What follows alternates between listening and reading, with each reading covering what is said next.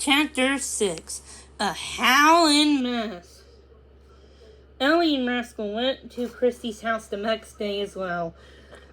It was the day before the wedding, and so much was going on at home that it seemed safer to stay out of the way.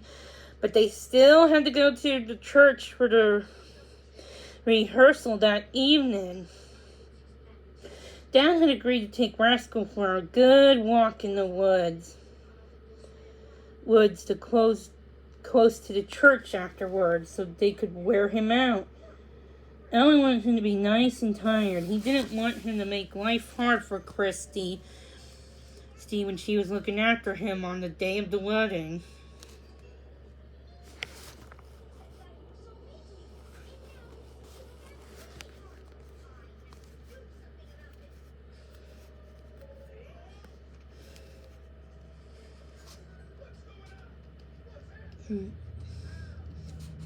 Ellie had planned to take him for a long walk on Saturday morning too, but when she said so, Mom and Gran and Lila had looked at her as if she'd grown two heads.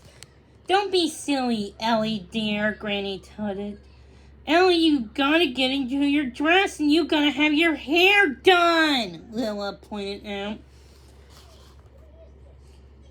"I need you all where I can see you," Mom added grimly. "Not off in the park getting money or falling in the pond or just, well, I don't know." "Me as well?" Max moaned. "Definitely you, buddy," Mom agreed. "No going out. I might even bolt the front door."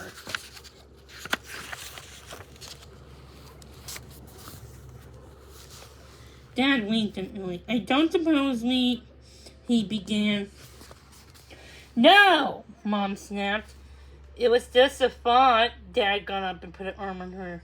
"Don't worry, this time we'll all be dancing at the reception tomorrow."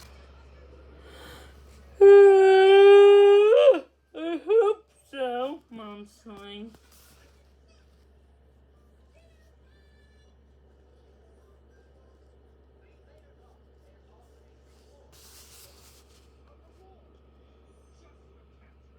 There's just seems to be so many things that could go wrong.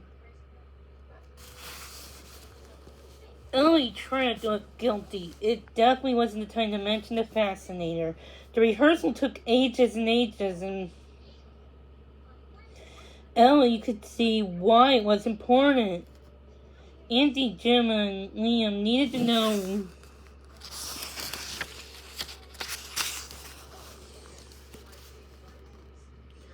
where to stand and what to say and when to say it. But did it really have to take so long? She left the church with Rascal outside, lying to no one on the benches in the lead, and hated the thought of him out there on his own.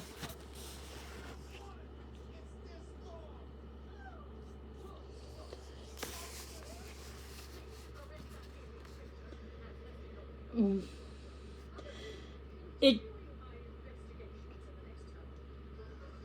didn't help that the rehearsal was so serious.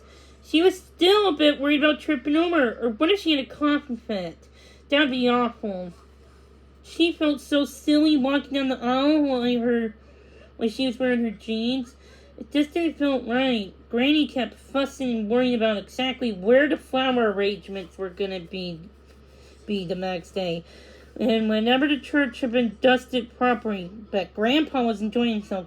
"Oh, reminds me of your mom and dad's wedding, Ellie. Walking her down the aisle. I'm really looking forward to it."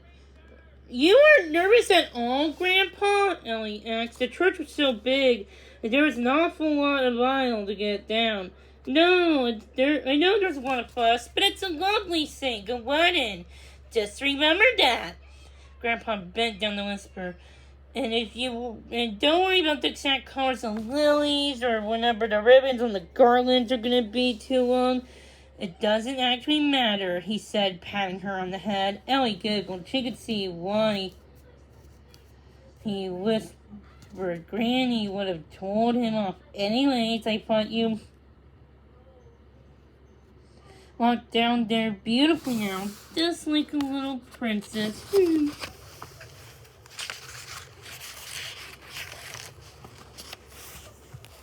Ellie beamed at him.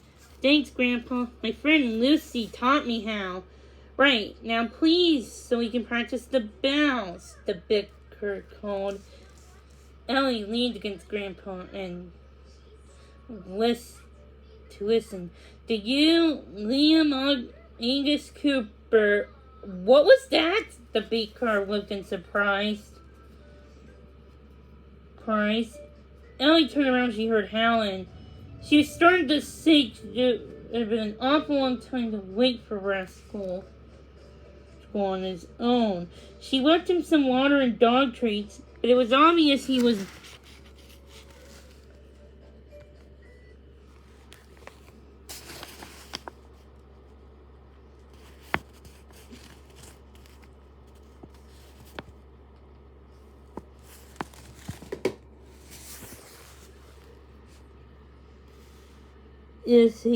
bored. Perhaps he stopped a minute, but he didn't. The barking and mournful howling went on. Auntie Gemma started the wood cross. Ellie heard it, ran out of the church, her cheeks scorched.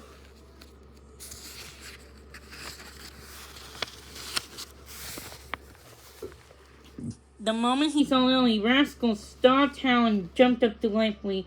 I'm sorry, Rascal. I didn't think the rehearsal would take this long. Ellie sighed, hugging him close.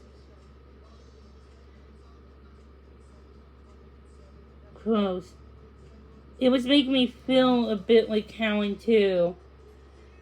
Did you know I've been looking forward to being a bridesmaid for months? But for now, I think I'd rather come out and stay with you at Christie's tomorrow.